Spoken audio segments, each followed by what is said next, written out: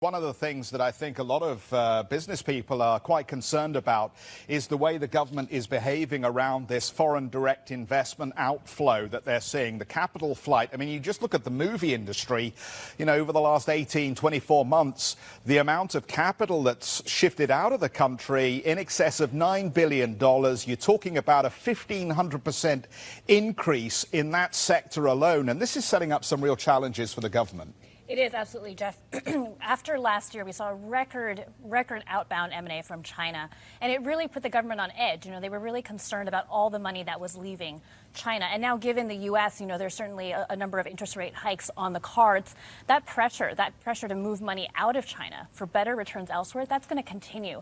And certainly, Beijing is worried about trying to keep that money in. The problem with that is that these capital controls that they started to institute, stronger ones late last year, it certainly complicates long-term reform efforts in terms of opening up their own markets.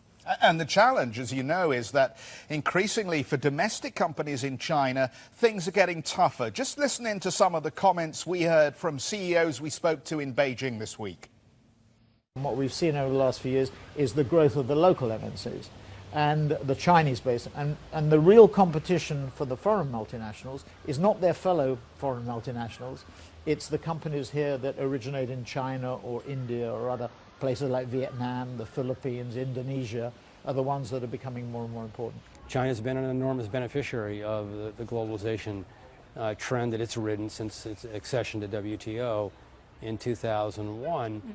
But to convert that into China that's now going to emerge in this new world as a leader of global trade, a leader of the global economy, I think is entirely premature.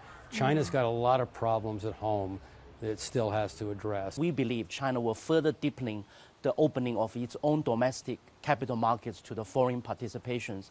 At the same time, China got to encourage its own companies and institutional investors to continue to go abroad. So we don't necessarily see systematically China is slowing down.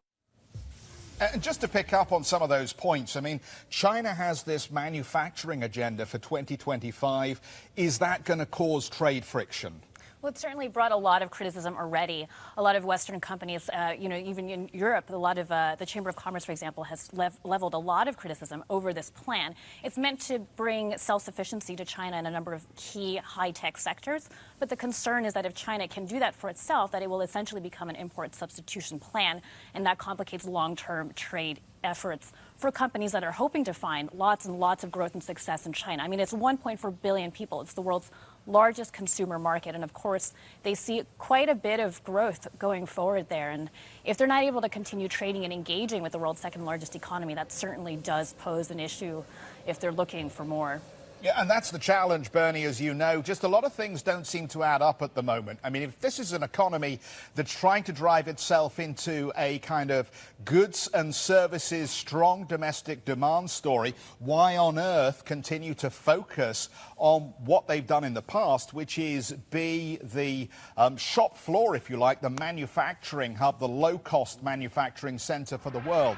It seems to be somewhat at odds with that broader picture, that strategy they've announced of trying to move up the value chain. We'll send it back to you from here in Borao.